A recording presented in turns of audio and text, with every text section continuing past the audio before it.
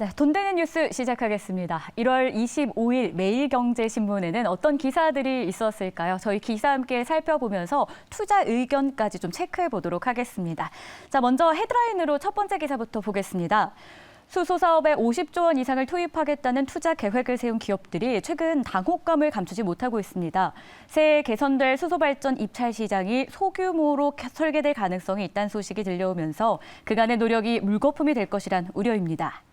자, 이어서 기업 증권면으로 가보죠. 미국 최대 자동차 회사인 GM과 LG 에너지솔루션이 함께 추진하고자 했던 네 번째 배터리 합작 공장 건설을 놓고 양사의 복잡한 수싸움이 이어지고 있습니다. 이에 따라 미국 4공장 건립이 백지화될 가능성도 무게가 실리고 있습니다. 세 번째 기사입니다. 이번 주부터 본격 실적 시즌에 돌입하는데요. 증권가에서는 어닝 쇼크가 주가 급락으로 이어지진 않을 것으로 판단하며 오히려 향후 실적 개선 여부가 관건이 될 것으로 전망했습니다. 마지막 기사입니다. 애플페이 국내 도입에 대한 기대감이 커지고 있습니다. 다만 국내에서는 삼성페이의 아성을 넘기 쉽지 않을 것이란 예측도 나오는데요. 애플페이의 한국 상륙 작전이 통할지 관심이 쏠립니다. 이렇게 해서 4개 기사 살펴봤고요. 오늘도 2개 꼽아보죠. 오늘의 선택은 이겁니다. 자, 4분기 어닝 쇼크보다 6개월 후 실적이 더 중요하다라는 내용이었고요. 그리고 애플페이에 대해서도 궁금한 분 많으실 것 같아서 구체적인 내용 다뤄봅니다.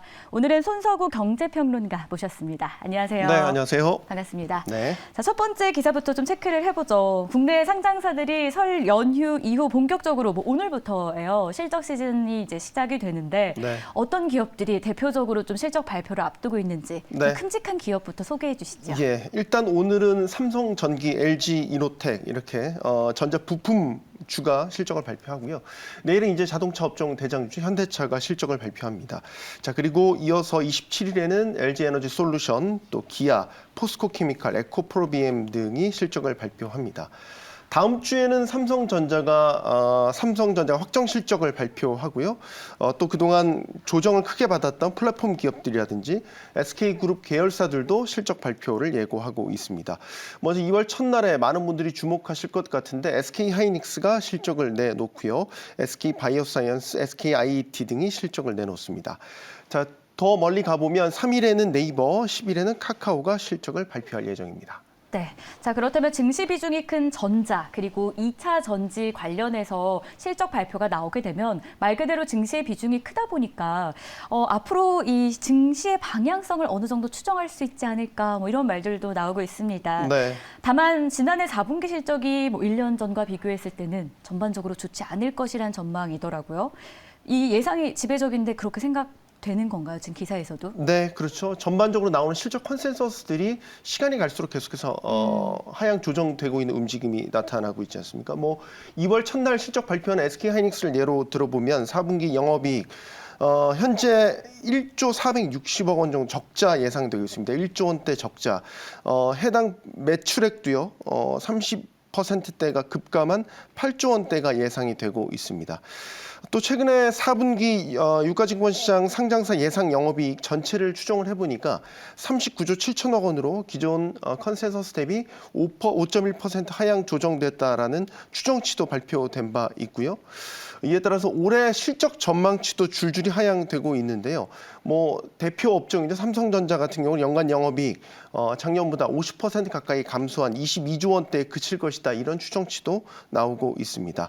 역시 실적 시즌에 돌입한 만큼 시장은 실적 발표 결과에 따라서 민감하게 움직일 것으로 예상됩니다. 실적 전망이 추가로 하향 조정되면 역시 증시에도 부담을 주게 되고 여기에 따라서 경기 침체 우려도 커질 수 있다. 이런 관전 포인트를 갖고 보실 필요가 있겠습니다. 네, 그런데 보통 주가는 1개에서 3개 분기까지 앞을 내다보기 때문에 이번 어닝 쇼크가 주가 급락과 바로 이어진다 이런 얘기는 아니더라고요. 실제 1월 초에 삼성전자가 부진한 실적을 발표했는데도 주가는 고공행진을 했습니다. 많은 시청자분들이 이 부분은 다 잘 알고 계실 것 같은데 이 흐름과 같은 맥락이라고 볼 수 있을까요? 그렇죠. 삼성전자도 오늘 보니까 6만 3천 원대까지 오르면서 랠리 이어지고 있는데 역시 아시는 대로 하반기 들어서 올해 하반기에는 반도체 업황이 바닥을 찍고 개선될 것이다라는 기대감, 또 하나 삼성전자의 감산 가능성 등이 호재로 작용을 했었죠. SK 하이닉스 주가도 지금 9만 원대로 올라섰는데 역시 비슷합니다. 4분기 적자 전환, 부진한 실적이 예상되고 있지만 역시 하반기 업황 개선 전망 등이 주가에 선 반영되고 있다 이렇게 볼 수 있겠습니다. 앵커께서 말씀하신 대로 한 분기 내지 3개 분기 정도 먼저 업황이 선 반영되는 그런 흐름들이 주가에 반영되고 있죠. 하지만 삼성전자나 SK 하이닉스 같은 주가 흐름이 다른 기업에도 동일하게 적용될 것이냐? 이건 좀 보수적으로 보실 필요가 있습니다. 개별 기업의 상황을 좀 면밀하게 들여다보실 필요가 있을 것 같습니다. 부진한 실적이 결과로 나온다면 전반적으로 보면 수요가 악화됐다라는 뜻으로 받아들일 수 있고 또 예상보다 심한 경기 침체로도 해석이 된다면 주가에 미치는 영향은 반대가 될 수 있다는 점을 꼭 알아두셔야 될 것 같고요. 통상적으로 또 4분기 실적이 보통은 전망치를 밑도는 경우가 많습니다. 예를 들면 일회성 손실 같은 것들을 4분기에 또 몰아서 처리를 하는 그런 경향도 갖고 있기 때문에 실적이 예상치를 밑돈다면 또 다음 연도 전망치도 조정을 겪기 때문에 주가에 대한 전반적인 눈높이를 낮추는 경우가 많이 있거든요. 또 지난해 하반기부터 본격화된 수출 감소세 이런 것들도 기업들의 실적 부진을 예고하는 그런 근거로도 작용할 수 있겠죠. 한국 기업 매출의 40%가 수출에서 발생하기 때문에 아무래도 수출이 부진하다라는 거는 역시 실적 부진으로 이어질 가능성이 높다라고 볼 수 있겠습니다. 작년 같은 경우 17개 주요 수출 품목 가운데 자동차나 2차 전지, 석유 제품을 빼고 14개 항목의 수출량이 전년 대비 다 감소를 하면서 대부분의 섹터에서 수출이 부진한 결과로 나왔다는 점 꼭 염두에 두셔야겠습니다. 네, 일단 4분기 실적은 시장 전망치 하회가 통상적이라고 하니까 크게 우려감은 없는 느낌인데 그래도 우리가 좀 지켜봐야 될 필요는 있어 보입니다. 그리고 또 하나 체크하고 싶은 부분이 있었어요. 기사 내용 중에 상고하고에 대해서 낙관적인 의견이 좀 나오고 있더라고요. 그 배경은 어떻게 됩니까? 네, 상고하고 의견이 이제 지배적인 의견이다 이렇게 보기 힘들고 분명히 이 증시 바라보는 시각이 긍정적으로 바뀌어 가고 있다라는 취지에서 그런 시각들이 나타나고 있다라고 말씀드릴 수 있겠군요. 오늘도 코스피 많이 올라서 2,400선 돌파했지 않습니까? 계속해서 상승세가 꺾이지 않고 있는 분위기인데 낙관론이 증시 내에 퍼지고 있는 것은 배경은 이렇습니다. 연초 같은 경우는 달러화 강세가 누그러든 가운데 미국 금리 인상 속도 조절에 대한 전망, 또 중국의 리오프닝에 대한 기대 등으로 신흥국 증시로 자금이 좀 유입된 영향이 컸다 이렇게 봐야 되겠고요. 앞서 말씀드렸던 그런 배경은 계속해서 이어질 가능성이 높기 때문에 상반기에도 어느 정도 증시를 떠받칠 그런 기조를 이어가게 될 요인이 될 것이다. 이런 전망들이 나오고 있습니다.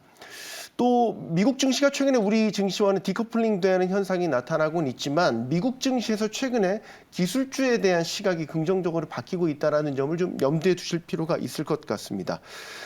예를 들면 올해 알파벳 주식 같은 경우는 13%, 아마존, 메타 다 두 자릿수로 연초에 랠리를 보이고 있거든요.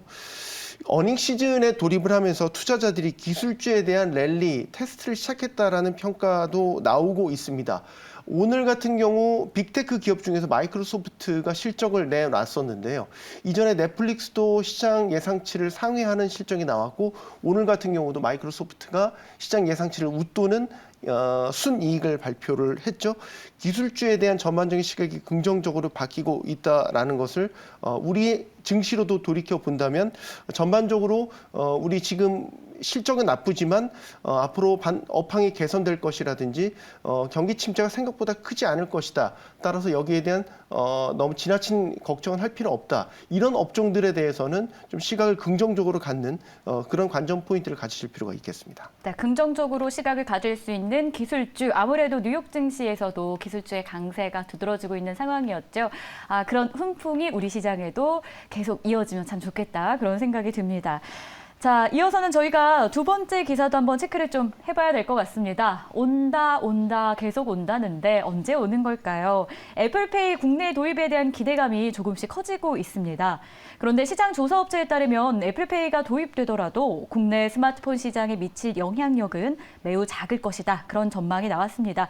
자, 먼저 그 근거는 무엇인지부터 체크해 주시죠. 네. 애플페이의 결제 방식이 이제 국내에 도입된다라고 생각을 해본다면 하드웨어 하드웨어적인 측면 또 소프트웨어적인 측면에서 국내 인프라와는 맞지가 않는 한계를 분명히 가지고 있습니다. 예를 들면 이제 EMV 규격을 애플페이는 적용을 하는데 이 EMV가 비자라든지 마스터카드들이 만든 이제 국제 결제 표준 방식 중에 하나거든요. 근데 이제 이게 우리나라에 적용된다면 해외 겸용 카드만 결제가 가능하고요. 국내 전용, 뭐 예를 들면 BC카드 같은 경우는 국내 전용 카드는 애플페이로 결제를 하지 못하는 한계를 가지고 있습니다. 또 하나 결제 방식 중에서 NFC 기능을 지원한 결제 단말기만 애플페이로 결제가 가능합니다. 그런데 이 단말기가 국내 가맹점 기준으로 봤었을 때 10% 미만으로 현재 추산되고 있기 때문에 국내에 도입된다 하더라도 영향력이 실제로 크진 않을 것이다라는 전망이 많습니다. 그 10%도 전망치고요. 만약에 편의점 같은 최신화된 포스를 도입하는 곳을 제외한다면 보급률이 2, 3%로 낮아질 것이다라는 추정치도 있습니다. 그만큼 국내 인프라의 한계를 가지고 있다는 점이 애플페이의 한계로 지적되는 부분이고요. 또한 서비스 수수료에 대한 문제도 넘어야 할 산으로 지적되고 있습니다. 예를 들면 직접 비교를 하자면 삼성페이 같은 경우는 서비스에 대한 수수료는 없습니다. 그러나 애플페이가 도입이 되면 서비스 수수료가 적용이 되기 때문에 결국 이런 것들은 고객에게 비용으로 전가될 우려가 크다. 이런 부분도 한계로 지적되고 있는 부분입니다. 또 하나 국내 시장을 보면 다양한 간편 결제 서비스들이 많이 나온 상황입니다. 삼성페이가 이제 국내 결제 시장에서는 가장 대표적인 간편 결제 서비스지만 최근에 뭐 네이버페이라든지 카카오페이라든지 다양한 결제 방식들이 도입이 됐기 때문에 애플페이가 도입된다고 하더라도 국내 시장에서 그렇게 파괴력이 크지 않을 것으로 보는 시각들이 점차 짙어지고 있는 그런 상황입니다. 네, 그렇다면 국내에서는 아무래도 삼성페이가 아직 건재합니다. 뭐 제 주변에서도 많이들 쓰고 있는데 네. 국내 시장 점유율 지금 삼성페이는 어느 정도입니까? 국내 간편 결제 시장을 놓고 보면 80% 정도에 육박하는 것으로 네. 집계되고 있죠. 뭐 삼성페이 때문에 말씀하신 대로 갤럭시 핸드폰 쓴다 뭐 이렇게 보시는 분들도 많이 있기 때문에 2015년에 삼성페이가 출시됐는데 누적 결제 금액을 보면 182조 원입니다. 지난해 11월 한 달만 집계를 했던 통계도 나왔었는데요. 1,577만 명이 사용한 것으로 조사됐습니다. 10대 이하부터 60대 이상까지 삼성페이가 가장 많이 사용된 간편결제 앱으로 이름을 올렸습니다. 그만큼 국내 시장에서는 독점적인 점유율을 갖고 있다라는 거겠죠. 이런 독점적인 점유율은 삼성페이 결제 방식의 호환성 때문입니다.